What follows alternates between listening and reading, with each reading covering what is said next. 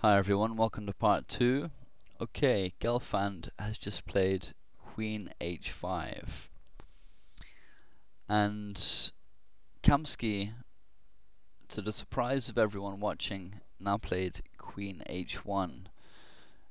And the reason it was surprising is because, again, Kamsky is aiming to maintain the pressure instead of playing forcing lines, but this time he missed a big chance on taking the game itself with a winning continuation.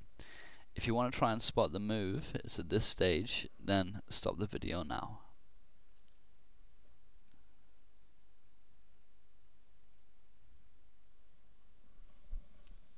Bishop takes c4 is the move, and this leads to a winning attack for white. The point is that after black's best response, rook takes c4. If instead d takes c4, knight a5, incredibly, is great for white, with the key move in these variations, queen b6, coming next with a winning attack, or indeed queen b6 straight away and just letting the knight fall on b3. So rook takes c4, and now queen b6 again attacks the loose knight, and the best way to defend is with queen f5.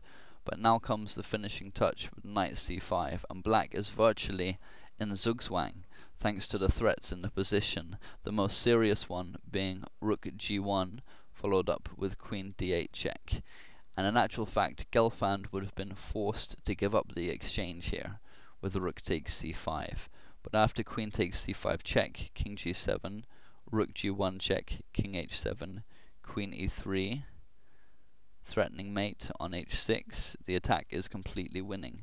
Queen h5 is forced, but now comes queen b6 again, and this time is totally crushing.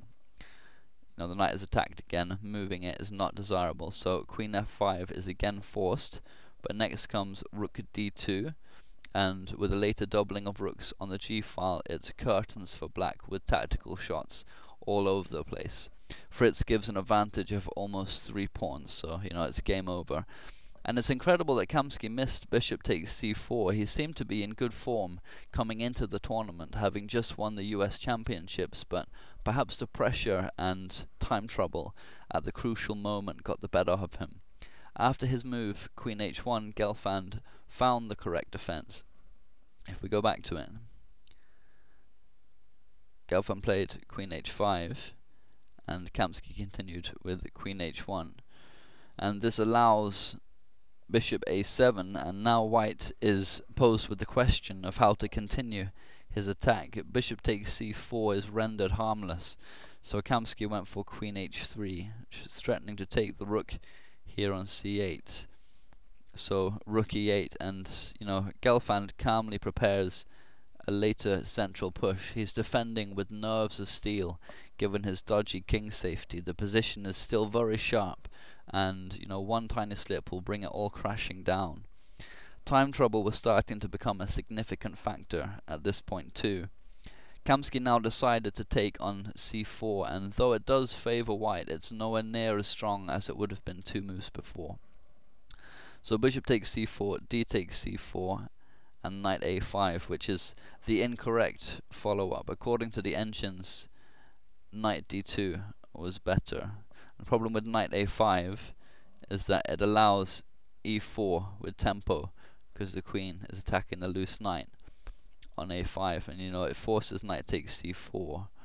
Yes, it's better than knight takes b7 because the knight is much more active on c4. But now comes queen takes f3, and black is now not only a pawn up, but a passed pawn up. This e4 pawn here is going to be very dangerous, and Kamsky is again compelled to avoid the queen exchange, but this badly worsens his position. Sometimes the best moves are hard to play, even when you know what they are.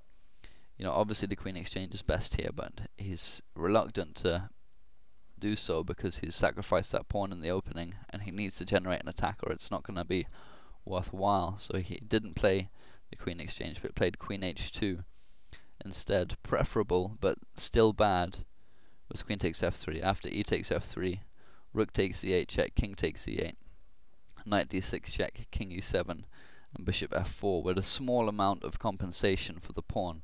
but not enough. The endgames from here will be difficult, but not impossible to draw. Playing instead here, knight takes b7 allows f2, with either rook g8 or knight e4 coming next, depending on how white plays, with a winning advantage to black in either continuation. So queen h2 from Kamsky, and now came knight g4, which is preventing rook f1, which Kamsky must have been hoping for after queen h2. If rook f1, then simply knight takes h2, rook takes f3, knight takes f3, so you know it's no good. And you know, Kamsky must have been hoping for rook f1, and with knight g4, Gelfand is preparing to play e3, and suddenly black is getting all the play in the position. Kamsky continued with queen c7, which is much stronger than queen d6 check, where black is fine after simply king g7. This is threatening rook f1, and you know, dangerous attacks on f7. And Gelfand dealt with this by playing bishop f2, and now both players had only minutes on the clock, and it was a shame because it's a very rich position and there are great resources available to both sides, and there's still 5 moves each before the time control, so it's, you know, they were missing very creative and interesting continuations. And if you want to try and spot the best move for white here again, then stop the video now.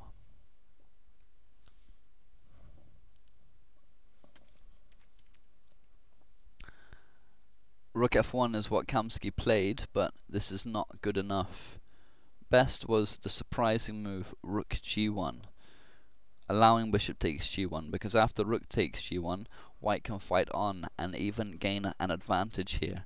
The threat is knight d6, where after the rook moves, white has rook takes g4, and there will be no queen takes g4 because of the mate threat on f7 from the queen and the knight.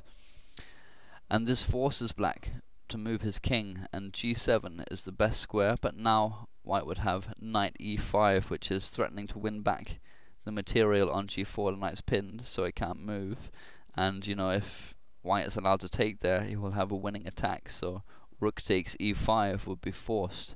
But after queen takes e5 check, white has managed to equalize. And it's a real shame that Kamsky missed this one too, but as I said, time trouble was a significant factor. And he played rook f1 instead of the human move.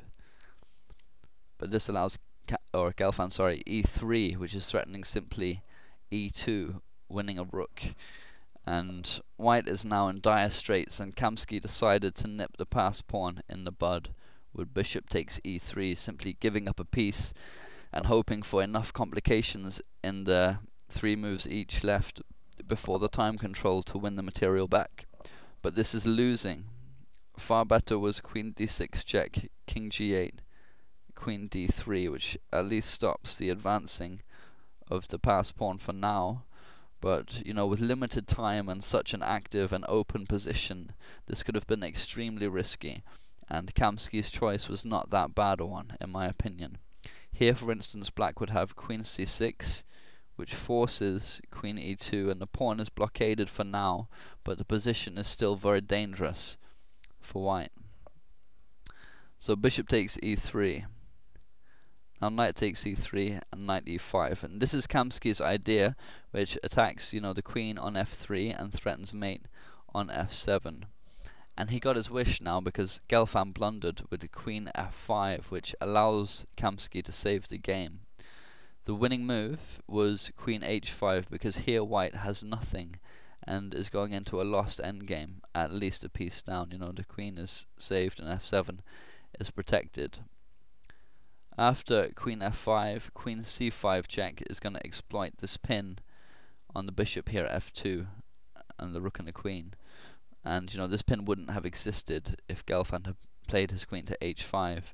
Instead, after king g7, white now has queen takes e3, and the position is again approximately equal after rook takes e5. You know, if bishop takes, then the rook takes, and again it's equal. So rook takes e5, and here Kamsky, with an hour on the clock after just passing the time control, played routinely with queen takes f2, which missed an opportunity to gain an endgame advantage here with queen d2 instead, as he can now capture with the rook instead. For example, rook h e8, rook takes f2, and queen e6, and white has a nice edge, which is close to half a pawn. After Kamsky's queen takes f2, the position is completely equal. As is often the case, an error comes immediately after time control when the players relax. So queen takes f2, and Gelfand just plays queen takes f2. He's happy to simplify. He knows now that the position is drawish. After rook takes f2, rook h e8, which takes control of the e file, and this gives black a claim to an edge, but there's not much that can be done with it. And after such a game of fireworks and missed opportunities, it has petered out into a technical draw. Everything here has become clear-cut, and with plenty of time on the clock at this point as well, both grandmasters now played the endgame very accurately. The rook g1 check, king f8, and now king b1, just avoiding back rank threats.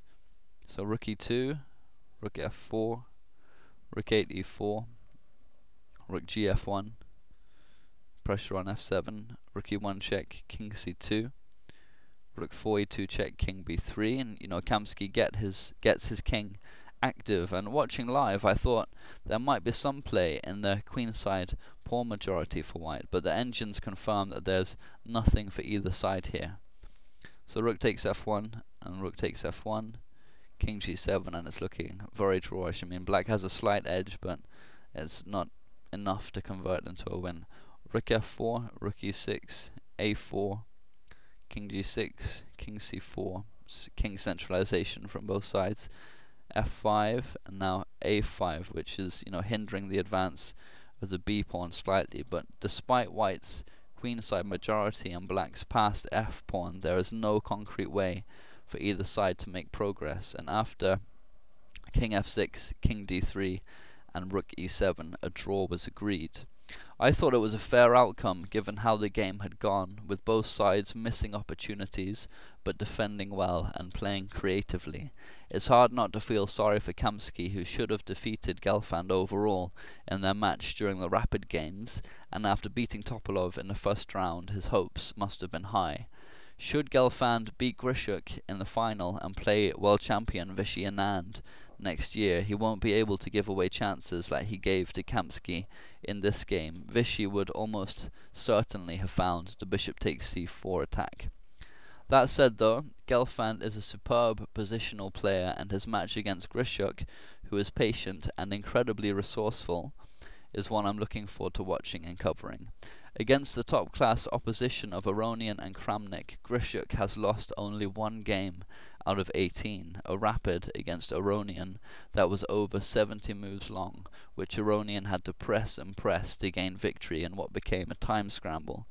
It's been an impressive tournament performance by the Russian champion, and it'll be fairly incredible if he ends up playing Anand next year, as he only gained access to the candidates tournament because Magnus Carlsen dropped out.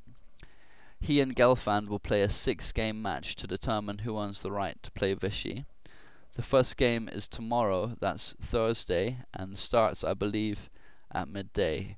I'll be watching on Chess Bomb. Hope to see you there. Thanks very much.